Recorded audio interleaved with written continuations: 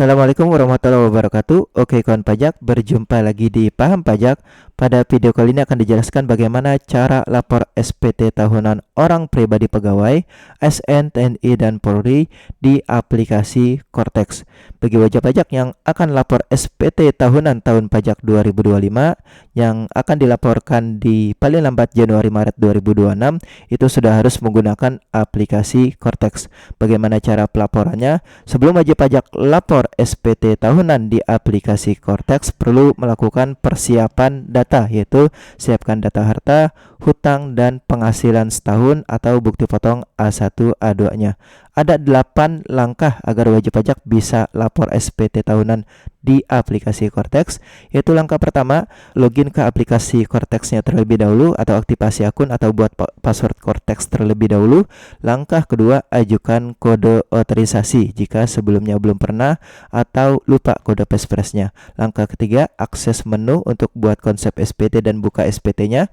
Langkah keempat, di SPT bagian induk, jawab seluruh pertanyaan terlebih dahulu. Langkah kelima, isi SPT bagian lampiran L1, harta, utang, penghasilan, dan bukti potongnya. Langkah keenam, cek status PPh kurang bayar lebih bayar di bagian induk E11A. Langkah ketujuh, submit SPT di induk paling bawah, klik bayar dan lapor. Lalu langkah terakhir, ambil tanda terima SPT BPE-nya. Untuk langkah pertama yang dilakukan bagi wajib pajak yang sudah terdaftar dan ingin akses ke Cortex pertama kali, langkah pertama yang dilakukan yaitu klik lupa kata sandi untuk membuat password Cortex-nya. Setelah diklik lupa kata sandi, ini wajib pajak akan diarahkan untuk mengisikan ID pengguna, nomor NIK, isikan tujuan konfirmasi, email, masukkan captcha, centang, dan kirim. Di sini ada dua kondisi. Dalam hal wajib pajak setelah isikan ID pengguna, nomor NIK-nya, dan pilih surat elektronik, ternyata ada tanda bintang, ini bisa dilanjut. Dalam hal ada tanda bintangnya atau ada inisial huruf emailnya. Dalam hal setelah isikan ID pengguna, nomor NIK, dan pilih surat elektronik, tidak ada tanda bintang di tujuan konfirmasi atau tidak ada inisial huruf emailnya, maka yang bersangkutan tidak bisa lanjut. Langkah yang harus dilakukan untuk yang blank atau tidak ada tanda bintang, balik ke halaman awal Cortex seperti ini. Lakukan klik aktivasi akun wajib pajak. Setelah diklik aktivasi akun wajib pajak, di bagian apakah wajib pajak sudah terdaftar, silakan dicentang. Setelah dicentang, isi pada bagian nomor pokok wajib pajak, isi nomor NIK-nya. Setelah itu klik cari.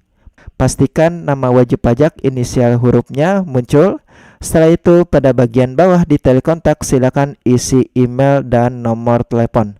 Pastikan setelah diisikan email dan nomor telepon, keduanya centang. Dalam hal salah satunya silang atau keduanya silang, silakan ajukan perubahan email atau nomor HP ke KPP terdekat. Dalam hal tanda keduanya centang, ini bisa dilanjut. Pada bagian verifikasi identitas, silakan ambil foto atau upload foto. Pastikan pengambilan fotonya mirip dengan KTP. Oke, setelah itu saya lakukan validasi. Setelah berhasil dilakukan validasi foto, silakan pada bagian bawah centang pernyataan lalu klik simpan. Setelah berhasil simpan dan berhasil melakukan aktivasi akun, wajib pajak balik lagi ke halaman awal dan lakukan klik lupa kata sandi untuk membuat password Cortex-nya. Setelah klik lupa kata sandi, tampilannya pada bagian seperti ini. Isikan ID pengguna, nomor NIK, lalu pilih surat elektronik agar masuk ke email, dan tujuan konfirmasi pastikan ada inisial bintangnya. Dalam hal sudah dilakukan aktivasi akun dan berhasil aktivasi akun, setelah isikan ID pengguna dan pilih surat elektronik, nanti akan ada inisial huruf atau ada tanda bintang seperti ini. Silakan dilengkapi email terkait. Setelah dilengkapi email terkait dengan cara diketik seperti ini. Sudah dilengkapi emailnya, pastikan email yang diisi atau diketik email yang sama dengan inisial hurufnya. Dalam hal sudah sama, wajib pajak bisa lanjut, lengkapi captcha-nya, centang, dan kirim. Setelah itu wajib pajak buka email terkait. Dalam hal pilihannya surat elektronik, dalam hal pilihannya nomor gawai, ini harus ada pulsa 1100, nanti akan masuk ke SMS terkait. Untuk yang pilihannya surat elektronik atau email, silakan buka email terkait lalu klik link warna biru. Setelah diklik link warna biru, nanti wajib pajak akan diarahkan untuk membuat password Cortex-nya. Ketentuannya minimal 8 karakter, ada huruf besar, huruf kecil, angka, dan karakter unik. Silakan wajib pajak isi new password dan confirm password, disamakan, lalu klik simpan. Setelah simpan dan ada keterangan sukses, maka berhasil buat password Cortex-nya. Dalam hal wajib pajak diminta isikan 4 data, new password, confirm, dan passphrase dan confirm passphrase. Silakan disamakan aja semua, lalu klik simpan dan ada keterangan sukses. Wajib pajak balik lagi ke halaman awal, yaitu isikan nicknya pada bagian ID pengguna, lalu isikan pada bagian kata sandi password yang tadi dibuat, lalu masukkan captcha-nya, lalu klik login. Langkah kedua, setelah wajib pajak berhasil login di akun pribadi atau login akun PIC, pastikan wajib pajak sudah pernah mengajukan permintaan kode otorisasi. Dalam hal wajib pajak belum pernah mengajukan permintaan kode otorisasi atau kode passphrase-nya lupa, silakan ajukan permintaan kode otorisasi di akun pribadi. Di menu portal saya, 3 portal saya, 4 klik permintaan kode otorisasi. Setelah itu scroll ke bawah, pilih jenis sertifikat digitalnya, 5 pilih kode otorisasi DJP, 6 masukkan passphrase dan ulangi passphrase-nya. Ketentuan untuk passphrase, huruf besar, huruf kecil, angka, dan karakter unik. Untuk karakter uniknya diperhatikan, gunakan karakter unik yang valid seperti tanda seru, atau tanda pagar. Dalam hal untuk lebih sederhananya, passphrase boleh disamakan dengan password login jika karakter uniknya valid. Oke, setelah passphrase, ulangi passphrase diisi, centang pernyataan, dan simpan. Berikutnya, langkah ketiga untuk lapor SPT tahunan di Cortex. Setelah wajib pajak berhasil login dan kode otorisasi, akses menu SPT tahunan orang pribadi, yaitu langkah-langkahnya, klik menu SPT surat pemberitahuan, lalu klik SPT surat pemberitahuan. Setelah itu pada bagian bawah ada tulisan buat konsep SPT. Langkah kedua, klik buat konsep SPT. Setelah diklik buat konsep SPT, 3 pilih jenis pajak yang akan dilaporkan, yaitu PPh orang pribadi. Lalu 4 klik lanjut. Setelah klik lanjut, pilih 5 SPT tahunan. Jadi untuk lapor SPT tahunan, pilih SPT tahunan, diklik SPT tahunan, lalu tunggu hingga periodenya muncul. Dalam hal periodenya tidak muncul, silakan di refresh dan coba cek kembali. Setelah diklik SPT tahunan, seharusnya periodenya muncul. Pilih periodenya Januari Desember 2025, lalu 7 klik lanjut. Setelah klik lanjut, pilih model SPT-nya akan muncul normal dalam hal wajib pajak baru pertama kali lapor. 9 klik buat konsep SPT. Setelah itu, setelah konsep SPT-nya terbuat, di bagian paling kiri wajib pajak klik tanda pena ini untuk membuka SPT-nya. 10 klik tanda pena. Lalu wajib pajak lanjut. Langkah keempat, isi SPT bagian induk. Untuk isian SPT bagian induk, wajib pajak menjawab beberapa pertanyaan atau seluruh pertanyaan di bagian induk, mulai dari bagian header, bagian H sampai dengan bagian J. Oke, yang pertama untuk yang bagian header itu dilakukan pertama kali posting SPT terlebih dahulu hingga statusnya completed tanggal terbaru. Di bagian sumber penghasilan ini dipilih centang pekerjaan. Setelah dicentang pekerjaan, kita lanjut ke bagian A. Untuk di bagian A ini tidak ada yang diisi atau tidak ada yang diubah. Silakan wajib pajak lanjut ke bagian selanjutnya di bawah, scroll ke bawah. Di bagian B, wajib pajak hanya mengisi hanya B1A yang dijawab ya, lainnya dijawab tidak, yaitu di bagian B1A ini dijawab ya, lalu yang bagian lainnya dijawab tidak. Lanjut scroll ke bawah, di bagian C wajib pajak hanya memilih PTKP di bagian C5. Di bagian C5 wajib pajak isi atau pilih PTKP sesuaikan dengan tanggungan. Jika tidak memiliki tanggungan maka TK 0, jika memiliki istri K 0, jika memiliki istri dan anak 1 maka K 1. Silakan sesuaikan PTKP dengan tanggungannya. Oke, setelah wajib pajak memilih PTKP, pertanyaan lain dijawab tidak. Lanjut ke bagian bawah, scroll ke bawah. Di bagian D kredit pajak, wajib pajak hanya menjawab bagian D10A dijawab ya. pertanyaan lain dijawab tidak. Untuk yang bagian E ini tidak ada yang diubah atau dijawab tidak. Lalu turun ke bawah, di bagian H wajib pajak menjawab pertanyaannya seluruhnya tidak. Lalu di bagian I yang dijawab ya cuman I14B dijawab ya jika wajib pajak memiliki hutang. Jika wajib pajak tidak memiliki hutang, maka untuk I14B ini tetap dijawab tidak. Untuk pertanyaan lain ini dijawab tidak. Setelah wajib pajak mengisi seluruh pertanyaan di bagian induk, lanjut ke langkah kelima, isi SPT bagian lampiran L1. Caranya scroll ke paling atas, kita pindah ke bagian L1. Jadi yang sebelumnya di bagian induk, pindah ke bagian L1 untuk mengisi lampiran. Untuk isian lampiran itu ada 4 yang diisi, yaitu bagian A ini isi data harta, tabungan, kendaraan, tanah bangunan.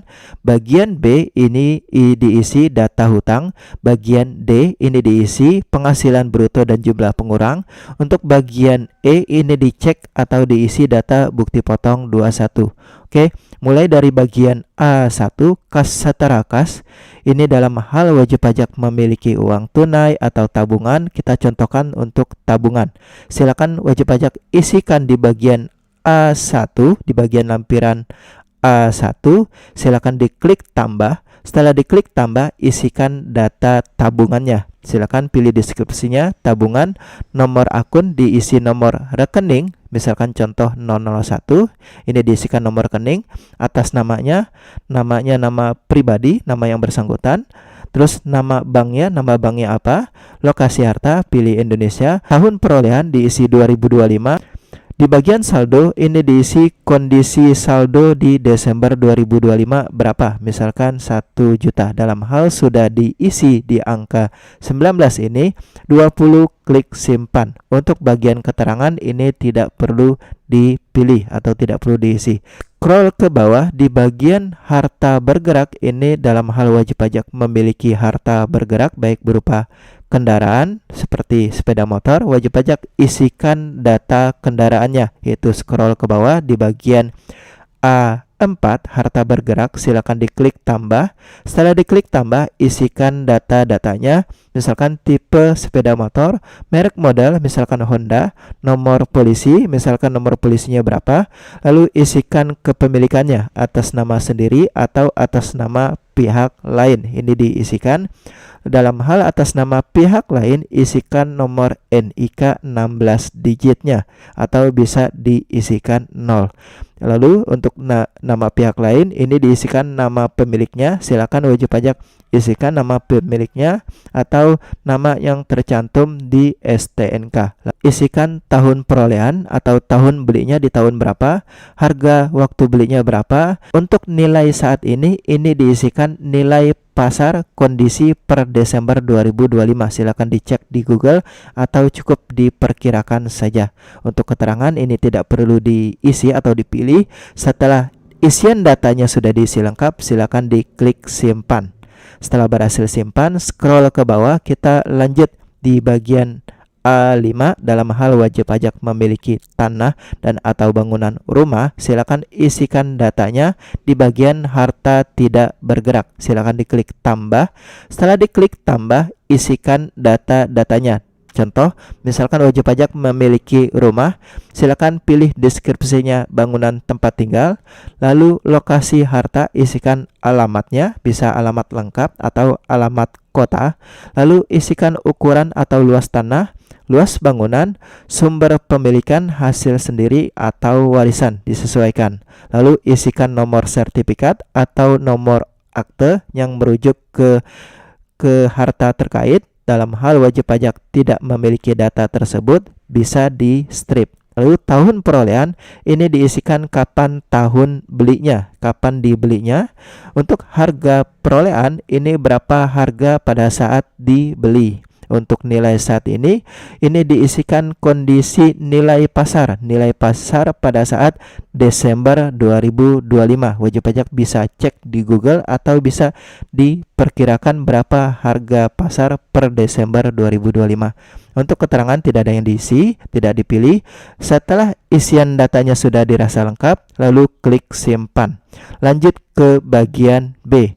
Di bagian B, dalam hal wajib pajak memiliki hutang, silakan diisikan data hutangnya dengan cara klik tambah. Setelah diklik tambah, isikan deskripsinya, utangnya jenis utangnya apa, misalkan utang bank, lalu isikan NIK atau NPWP banknya. Dalam hal wajib pajak tidak tahu NPWP banknya, bisa diisikan 0. Terus nama kreditornya, banknya bank apa, lalu negara kreditor isikan Indonesia untuk yang dalam negeri, tahun pinjam ini dipinjam di tahun berapa, lalu untuk yang bagian saldo ini diisikan kondisi sisa hutang per Desember 2025.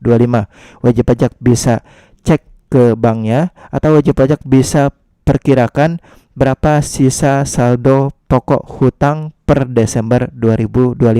Dalam hal wajib pajak sudah mengisi datanya lengkap, lalu lanjut klik simpan. Untuk informasinya di Cortex, data penghasilan sehubungan dengan pekerjaan ini sudah terisi secara otomatis. Silakan dicek kembali. Dalam hal datanya tidak ada, wajib pajak bisa mengisi secara manual. Tapi dalam hal datanya sudah terisi secara otomatis dan datanya sudah sesuai, maka wajib pajak tidak perlu melakukan perubahan data. Namun dalam hal datanya tidak ada atau datanya ada namun jumlahnya tidak sesuai, silakan dihapus. Jadi dalam hal datanya ada namun tidak sesuai, silakan dihapus. Setelah dihapus, isikan datanya secara manual dengan cara klik tambah. Setelah diklik tambah, isikan 31 nomor identitas pemberi kerja.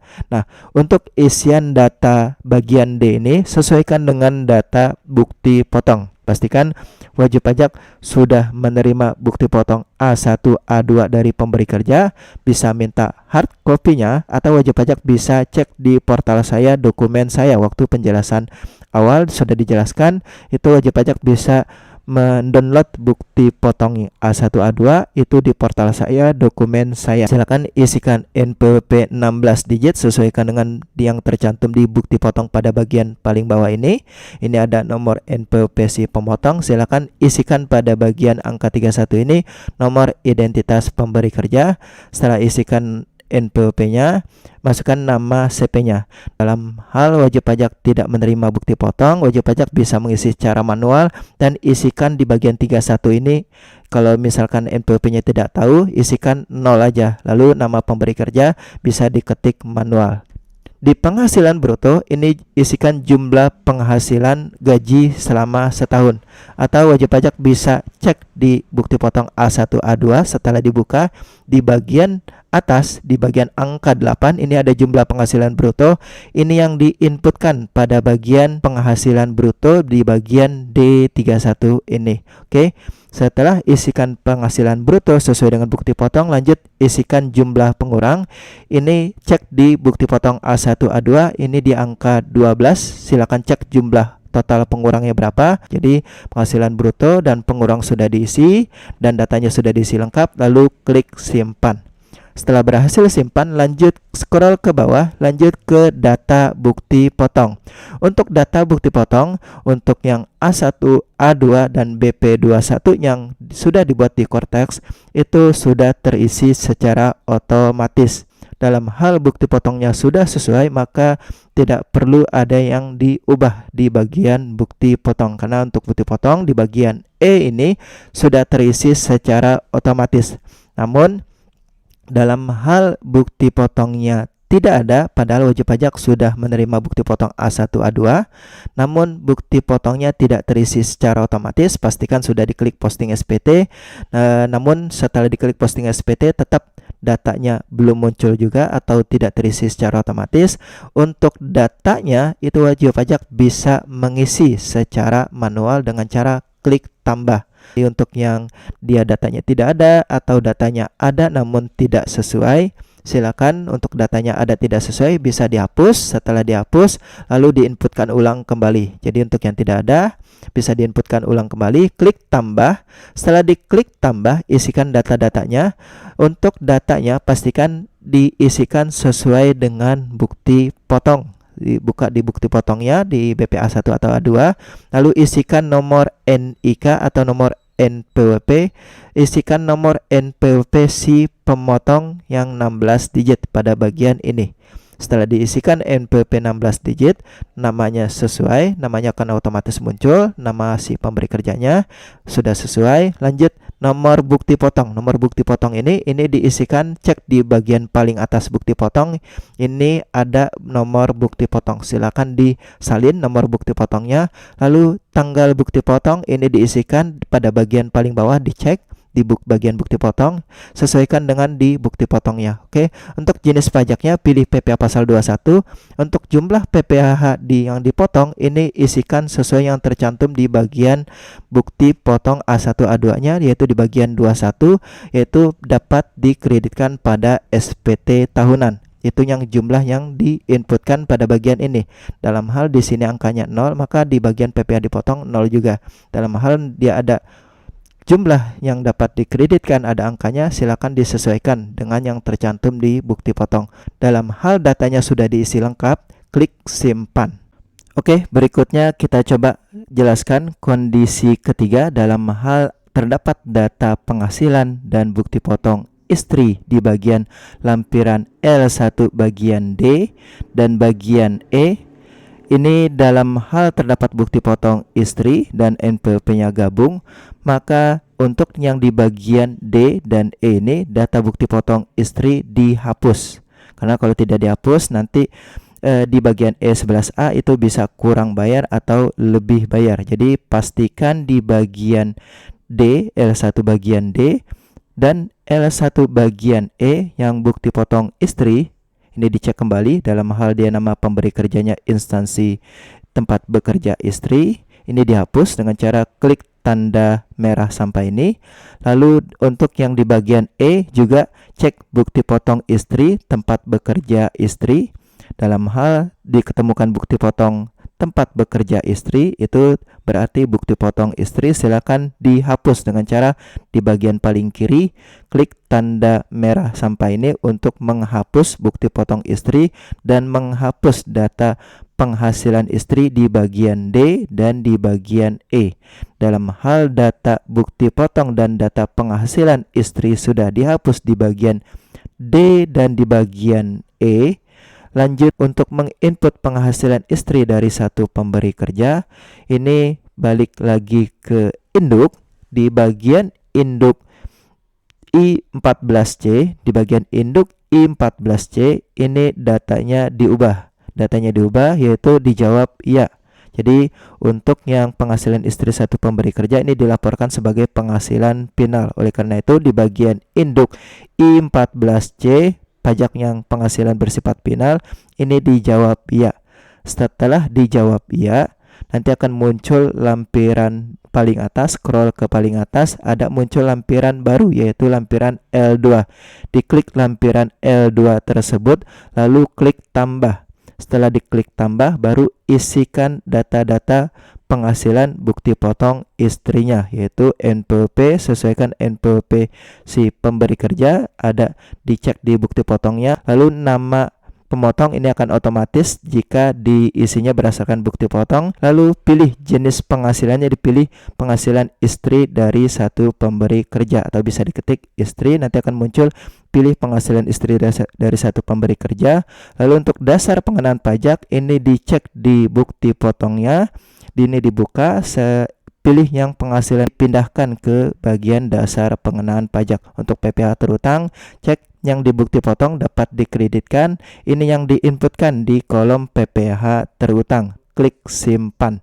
Setelah berhasil simpan, maka untuk pelaporan istrinya ini sudah selesai. Lanjut berikutnya balik lagi ke bagian induk. Di bagian induk E11A ini kita lakukan pengecekan terlebih dahulu. Untuk yang satu pemberi kerja atau satu bukti potong, tidak ada bukti potong lainnya.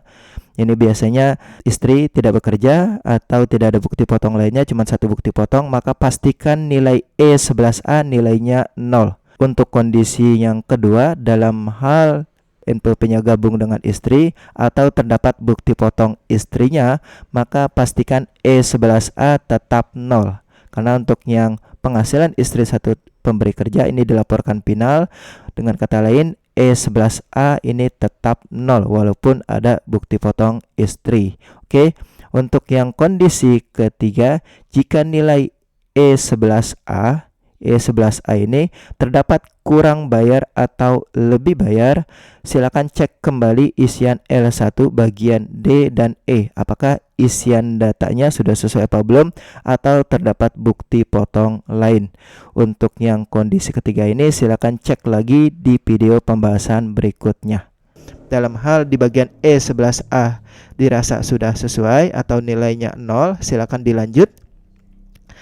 Scroll ke paling bawah di bagian J pernyataan 37 centang pernyataannya, 39 klik bayar dan lapor. Setelah klik bayar dan lapor ada keterangan seperti ini, 40 klik close, lalu 41 isikan kata sandinya.